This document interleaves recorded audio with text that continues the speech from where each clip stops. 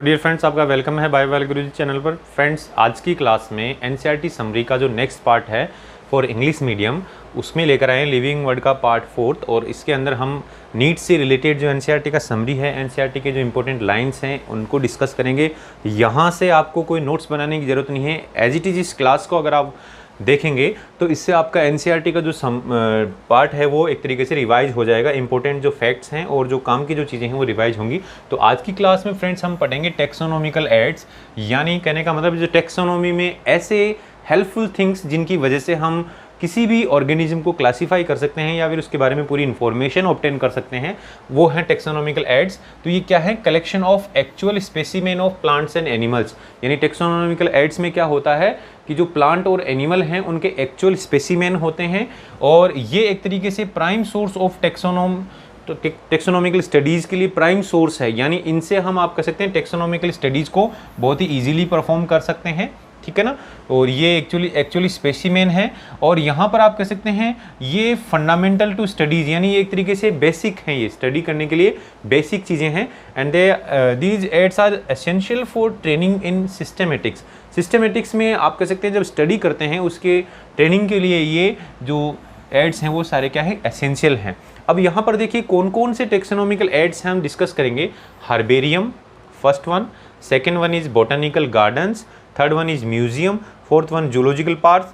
तो ये तो आपके नेम सुने हुए लग रहे हैं कि एक काफ़ी इंपॉर्टेंट एड है। इसके अलावा friends flora, manuals, monographs and catalogues, ये भी अपने आप में काफ़ी इंपॉर्टेंट कुछ टेक्सोनॉमिकल एड्स हैं। तो वन बाय वन डिस्कस करेंगे। फर्स्ट वन है हर्बेरियम। हर्बेरियम में देखिए हर्बेरियम रियल में है क्या?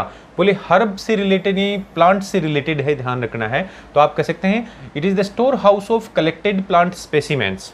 जो कलेक्टेड प्लांट स्पेसिमेन है उनका स्टोर हाउस है। इसमें प्लांट को कैसे स्टोर किया जाता है? तो बोले प्लांट के जो पार्ट हैं उनको dried, pressed and preserved on seats, यानी जो सीट्स होती हैं पेपर की बनी हुई, उन पर इनको ड्राई करके, प्रेस करके एंड प्रिजर्व रखा जाता है, उसको बोलते हैं हर्बेरियम। हर्बेरियम सीट बोलते हैं। एक्चुअली ये जो हर्बेरियम सीट है इस पर एक लेबल लगाया जाता है। उस लेबल के अंदर date and place of collection, यानी उस प्लांट को किस डेट में कहाँ से कलेक्ट किया, उसका इंग्लिश, लोकल और बोटेनिकल नेम, साथ में उसका फैमिली नेम और जो जिसने कलेक्ट किया उसका नेम भी लिखा जाता है। तो फ्रेंड्स यहाँ पर ये जो लाइन है ऊपर वाली, ये इंपॉर्टेंट है, एनसीईआरटी का लाइन है। यानी किस तरीके से एक हर्बेरियम हर्बेरियम सीट को प्रिपेयर किया जाता है, यानी प्लांट स्पेसिमेन को कैसे रखा जाता है, ये इंपॉर्टेंट लाइन है। ऐसे हम कह सकते हैं जो हर्बेरियम बना हुआ है तो उस पर सारी इन्फॉर्मेशन है, तो हम इजीली उस प्लांट के बारे में ऑल इन्फॉर्मेशन ऑब्टेन कर सकते हैं। इसलिए आप कह सकते हैं इसको क्विक रेफरल सिस्टम भी बोलते हैं। This is very important fact about from the NCERT. यानी हर्बेरियम है वो क्विक रेफरल सिस्टम है, यानी हम इजीली उसको देख के फटाफट से हम क्विकली इंफॉर्मेशन गेन कर सकते हैं। अब ये हर्बेरियम प्लांट्स के लिए है ओनली ये ऐड। फिर इसके बाद में है बोटेनिकल गार्डन। तो ऊपर वाला जो हर्बेरियम था ये प्लांट के जो स्पेसिमेन रखे जाते हैं, यानी प्लांट डेड प्लांट पार्ट को रखते हैं। बट यहाँ पर बोटेनिकल गार्डन के अंदर क्या होता है? कलेक्शन ऑफ लिविंग प्लांट्स, यानी आप कह सकते हैं प्लांट ही कलेक्ट होते हैं बट लिविंग, यानी बोटेनिकल गार्डन में देखे होंगे। तो स्पेशली अगर हम बात करें इंडिया की, तो इंडिया के अंदर NBRI national botanical research institute Lucknow में है। वहाँ पर ऐसे गार्डन है जहाँ प्लांट्स को रखा जाता है, उसका पूरा स्टडी किया जाता है, वहाँ उसकी पूरी जानकारी की प्राप्त की जा सकती है, वहाँ पर उसको पहचाना जा सकता है। ऐसे क्यों है वो इंग्लैंड के अंदर है, ठीक है ना। काफ़ी फेमस बोटेनिकल गार्डन है और इंडियन बोटेनिकल गार्डन हावड़ा में भी है। तो ये 3 गार्डनों के बारे में एनसीईआरटी में दे रखा है। आपको इनका स्पेशली ध्यान में रखना है कि ये कहाँ से बिलोंग करते हैं और ये क्या हैं, ठीक है ना। क्यों क्या है? बोटेनिकल गार्डन है। NBRI भी बोटेनिकल गार्डन है। अब फ्रेंड्स नेक्स्ट जो टेक्सोनॉमिकल ऐड है वो है म्यूजियम। म्यूजियम जानते हैं, म्यूजियम वैसे हमने स्कूल और कॉलेज में सुना होगा। तो it is the setup in educational institute, college and schools में होता है। और वहाँ पर क्या होता है? It is the collection of preserved plant and animal specimen, यानी प्लांट्स और एनिमल दोनों के स्पेसिमेन को प्रिजर्व करके रखा जाता है ना, प्लांट्स को भी और एनिमल्स को भी। तो म्यूजियम में दोनों टाइप के ऑर्गेनिज्म का एक तरीके से दोनों टाइप के ऑर्गेनिज्म के लिए यूज़ होता है।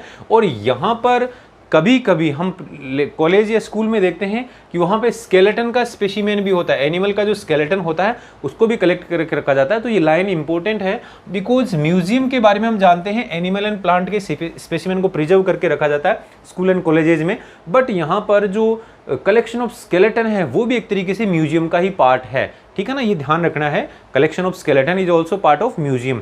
ऐसे ही फ्रेंड्स जूलॉजिकल पार्क्स हैं, आप कह सकते हैं जिनको जू बोलते हैं, ठीक है ना, जहां हम घूमने जाते हैं, वो क्या है, तो बोले वो भी अपने आप में क्या कह सकते हैं कि वाइल्ड, यहाँ पर वाइल्ड एनिमल्स को रखा जाता है जूलॉजिकल पार्क्स में, और कंडीशन सिमिलर टू, यहाँ पर जो कंडीशन है they are similar to their natural habitats. यानी जूलॉजिकल पार्क्स के अंदर जो कंडीशंस हैं वो कैसी होती हैं, नेचुरल हैबिटेट की जैसी होती हैं, जैसे फॉरेस्ट में रहते हैं वैसी की वैसी कंडीशन को प्रोवाइड की जाती है। And wild animals are kept in protected environment under human care, और इन जूलॉजिकल पार्क के अंदर ह्यूमन केयर के थ्रू रखा जाता है। ऐसे नहीं कि उनको बांध दिया छोड़ दिया वहाँ पे, ऐसे नहीं, ह्यूमन केयर करते हैं वहाँ पर, और प्रोटेक्टेड एनवायरनमेंट में यानी वहाँ उनको प्रोटेक्शन भी मिलता है। ऐसा नहीं जैसे जंगल के अंदर तो क्या होता है कि लायन है वो एक तरीके से किसी भी हर्बीवोरस को खा जाता है मार के, लेकिन यहाँ पर ह्यूमन केयर में प्रोटेक्टेड एनवायरनमेंट के अंदर इनको रखा जाता है। और क्यों रखा जाता है, ताकि हम वहाँ सीख सकें, to learn about their food habits and behaviour. वहाँ एनिमल्स क्या खाते हैं हमें पता चलेगा, उस एनवायरनमेंट में रखेंगे तो हमें पता चलेगा कि देयर फूड हैबिट्स क्या है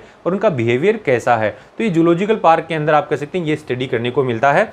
ठीक है फ्रेंड्स, अब देखते हैं की, जो काफ़ी इंपॉर्टेंट है आपके लिए, नया टर्म हो सकता है, वैसे आपने एनसीईआरटी पढ़ी है, तो यहाँ पर हम समरी के तौर पे बात करें तो आप कह सकते हैं keys for identification of plant and animals.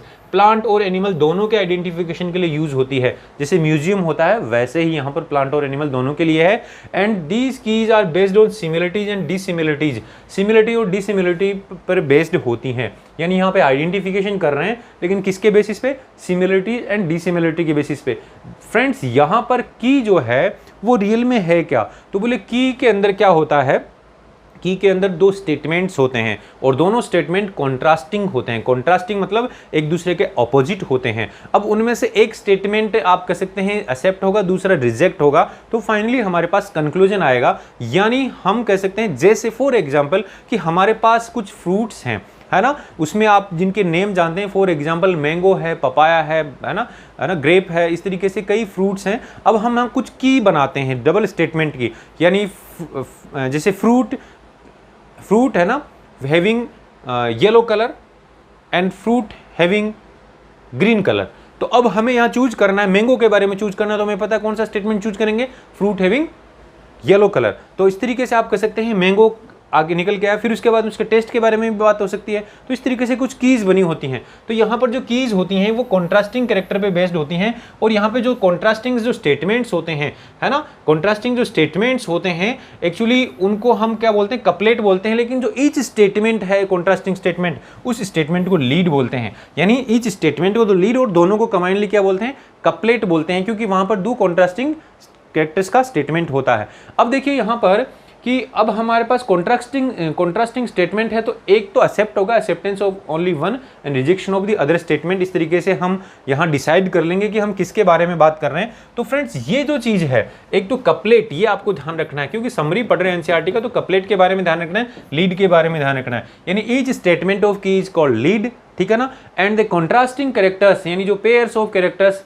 Is called couplet, ठीक है ना। यानी जो दोनों स्टेटमेंट हैं उनको हम कपलेट बोलेंगे, लेकिन ईच स्टेटमेंट को लीड बोलेंगे। अब इसके अलावा आप कह सकते हैं keys are generally analytical in nature, यानी आप कह सकते हैं इनसे हम एनालिसिस कर सकते हैं कोई भी गिवन ऑर्गेनिज्म के बारे में। तो ये काफी इंपॉर्टेंट स्टेटमेंट है एनसीईआरटी का, एज इट इज आ भी सकता है, आपको ये ध्यान में रखना है दोस्तों। तो आपको यहाँ पर ये क्या ध्यान रखना है कि कीज जो है वो एनालिटिकल इन नेचर होती हैं। फिर उसके बाद में देखिए फ्लोरा। फ्लोरा क्या है, तो फ्लोरा से वर्ड से समझ में आया, फ्लोरा मतलब फ्लावर प्लांट पे होता है, जो प्लांट से रिलेटेड है, इसे ध्यान रखना है। तो आप कह सकते हैं फ्लोरा में होता क्या है रियल में, फ्लोरा का मतलब एक गिवन एरिया है, उस गिवन एरिया के अंदर जितने भी प्लांट हैं, कौन कौन से प्लांट वहां डिस्ट्रीब्यूटेड हैं, उनका हैबिटेट क्या है ना, उसको हम बोलते हैं फ्लोरा। तो फ्लोरा अपने आप में क्या है, एक बुक है। क्या है फ्रेंड्स, ये एक बुक है, और इस बुक में क्या होता है, it contains actual account of habitat and distribution of plant of A given area. कोई भी गिवन एरिया है, उसके जो प्लांट्स है उनका हैबिटेट और उनके डिस्ट्रीब्यूशन के बारे में इस बुक में लिखा रहता है। और it provide the index of plant species, यानी प्लांट्स की स्पीसीज का एक इंडेक्स प्रोवाइड करता है फ्लोरा, उसमें सारी स्पीसीज लिखी रहती हैं उस एरिया की। तो इस तरीके से हमें ध्यान रखना है उस एरिया के अंदर किन किन प्लांट स्पीसीज का डिस्ट्रीब्यूशन है, उनका हैबिटेट क्या है, तो ये फ्लोरा में। तो फ्लोरा का एज इट इज स्टेटमेंट आ जाता है actually, index of plant species है ना, उसको क्या बोलेंगे, फ्लोरा बोलेंगे। या फिर इन ए गिवन एरिया है ना, it about tell about the habitat and distribution of the plants. तो फ्लोरा का स्टेटमेंट ध्यान रखना है, इंपॉर्टेंट है। ऐसे मैनुअल्स, तो फ्रेंड्स मैनुअल्स क्या है, तो मैनुअल्स के अंदर क्या होता है, कोई भी गिवन एरिया है उसमें कौन कौन सी स्पीसीज हैं उनके बारे में इंफॉर्मेशन लिखी रहती है ताकि हम उनको पहचान सके। मैनुअल्स में क्या होता है कि कोई गिवन एरिया है, उस गिवन एरिया में यानी इन एन कोई भी गिवन एरिया है उसके अंदर जितनी भी नेम्ड स्पीसीज हैं, जितनी भी स्पीसीज हैं उनकी इंफॉर्मेशन लिखी रहती है ताकि उनको हम पहचान सकें। यानी manuals are useful in providing information for identification of name of species found in an area. तो दोनों में डिफरेंस क्या हो गया, यहां पर किसी भी ऑर्गेनिज्म किसी भी स्पीसीज के बारे में इंफॉर्मेशन है उस एरिया की, तो ये ध्यान मैनुअल्स होते हैं, जबकि फ्लोरा में ओनली प्लांट्स के बारे में, उसके हैबिटेट और उसके डिस्ट्रीब्यूशन के बारे में लिखा रहता है। फ्रेंड्स ऐसे ही मोनोग्राफ भी इंपॉर्टेंट है, नीट में आते ही है, मैच द फॉलोइंग वाले जो क्वेश्चन होते हैं उनमें आते हैं। तो मोनोग्राफ में मोनो टर्म यूज हो रहा है, तो मोनो मतलब सिंगल, यानी आप कह सकते हैं एक सिंगल टेक्सोन के बारे में इंफॉर्मेशन होती है, ठीक है ना, contain information on only any one taxon, कोई भी एक टेक्सोन है उसके बारे में इंफॉर्मेशन। तो फ्रेंड्स यहां पर आपने देखा कि एनसीईआरटी के जो की लाइंस हैं या फिर कुछ की वर्ड्स हैं जो काफी इंपॉर्टेंट हैं, as it is match the following वाले क्वेश्चन में आते हैं, इनकी डेफिनेशन से रिलेटेड या स्टेटमेंट से रिलेटेड। तो फ्रेंड्स ऐसे आपको क्लासें मिलती रहेगी। अगर आपको वीडियो पसंद आया तो वीडियो को लाइक और शेयर कर दें और साथ में चैनल को भी सब्सक्राइब कर दें और बेल आइकन को दबा दें ताकि आने वाले वीडियोज के नोटिफिकेशन मिलते रहें। तो फ्रेंड्स ऐसे आप रोजाना,